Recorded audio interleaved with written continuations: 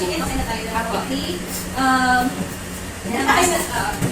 So, ang continuation kasi ng lesson natin is pag nasa fish cooking na tayo, is mag-sushi tayo. So, this would be my next weekend sushi. Yes. Kaya ngayon, isang tuloy mga kailangan yung gawin. Alam niyo kung saan yung bilhin? Sa Asian store. Sa Weimar. Doon yung mga... Pasok tayo sa kasi? Wala ba? Serves as your piece sa mga premise na natutunan ninyo. So, it's all about freestyle. Freestyling kayo. Kung ano yung kaya nyo ma-prepare na dish. And then, of course, we will base on the taste. Ipapajudge natin lahat sa atin. And then, if you can create at least 2 to 3 dish, ilan ba ang... Isa lang siya. Isa lang? Isa lang? Isa lang siya. O sige, 1 dish lang talaga? Sa isang isda, 1 dish lang? At yun, so mag-prepare pa.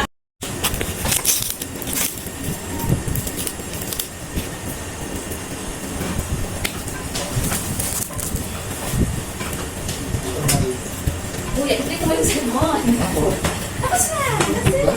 Ano naman yung konting salt and pepper?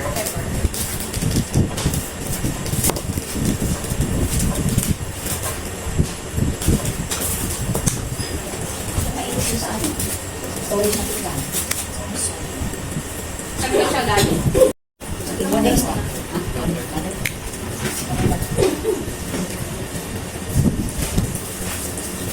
nakagyan. Kuya, ikaw na nakagyan. Isang dalawang number niyo. Thank you pala kasi ako. Nagkakagtaka.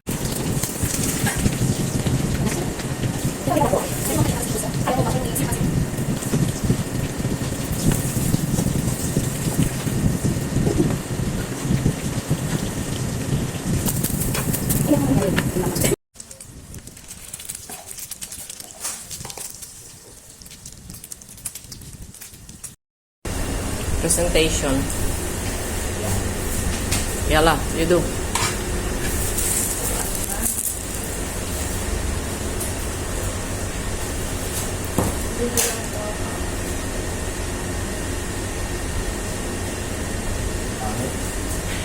Tapunan ko yung isang...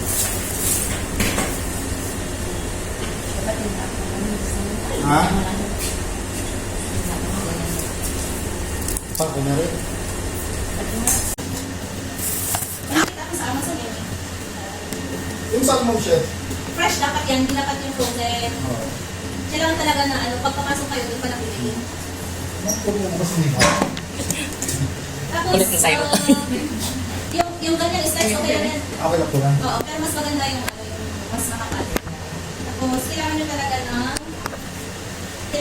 ng makalas na knife. Na-try nyo na i-slice nyo na manipis kung kinakaya na yun. Ayaw. Slide. Kaya kailangan talaga ng makalas.